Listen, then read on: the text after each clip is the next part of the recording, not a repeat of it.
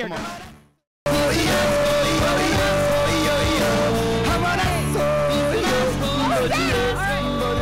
Okay, so just for the record, this is what I mean by writer. I'm not going to read it to you because I assume you're all literate people, but note that it is not one who writes, please.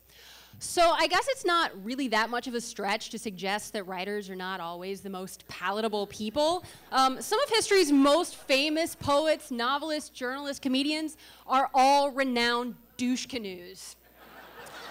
This is because a lot of people write to cope with trauma. Actors, artists, creatives in general are like this. I mean, everyone's a little fucked up, but writers tend to purge where most people tend to compartmentalize. So writers, yes, writers are assholes because we weren't hugged enough or we were hugged too much, but that's not really why we express being assholes in our writerly or non-writerly lives, which is really what I want to talk about, because I tend to hear one of two things from people. The first is, oh, you said that so much better than I could. And the second is, God, tell us how you really feel.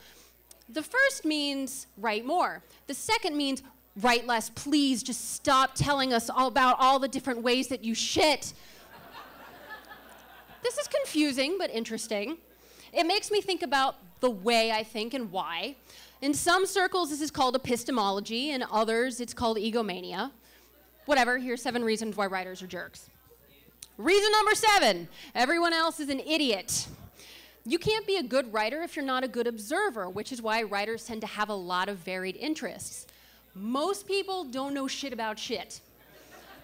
So this has very little to do with elitism and everything to do with a basic human knowledge to know and understand things. So if you don't have a library card, I don't know how to talk to you. I don't want to talk to you. Go away. Reason number 6, not enough booze. That's booze, Nick. Booze. Writers can operate without alcohol, but why? When Stephanie Sparkle Pyre Meyer is lining her coffers with $100 bills and Bram Stoker's mutilated dreams. Reason number 5, not enough sex. It's not that we don't get enough sex. I'm getting laid right now. It's that we don't get to talk enough about sex. Which, I mean, sex equals insight. You can learn a lot about somebody based on their approach to sex. Writing about it is a useful character exercise. Sex is also hilarious. It's noisy. Sometimes you fart.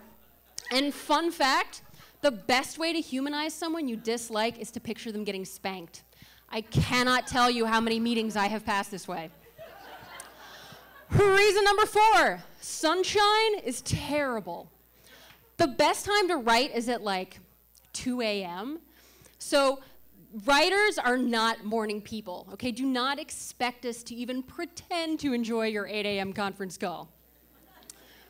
Reason number 3, no one can take a joke. You can't tell an effective story or even sell a product if you can't put yourself in someone else's shoes. That kind of flexibility leads to pushing boundaries and then to pushing buttons, and suddenly it's your fault grandma can't handle a few harmless dead baby jokes at Thanksgiving. Reason number 2, your syntax sucks. Words matter. Grammar matters. If you have ever labeled somebody a grammar Nazi, rest assured, they have labeled you a semi-literate troglodyte. And reason number 1, everyone thinks they're a writer. When your car starts smoking, you call a mechanic. When you wake up with a weird bump after sleeping with that guy from that concert, you call a doctor and then you call a lawyer. But no one thinks twice about uttering the phrase, nah, I'll just write it myself.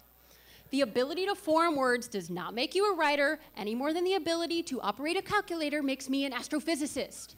So if you are trying to sell something, you are doing yourself a huge disservice if you are making do without a writer. Yes, we are a pain in the ass to work with. We are alternately sullen and vulgar. We're probably thinking about something else, something in HR violation territory. But you have to play to our strengths. Writers have a lot to contribute. Just don't try to make us something that we're not. And if that doesn't work, just pay us off with good bourbon or scotch or whiskey. Someone please just buy me a drink. Thanks.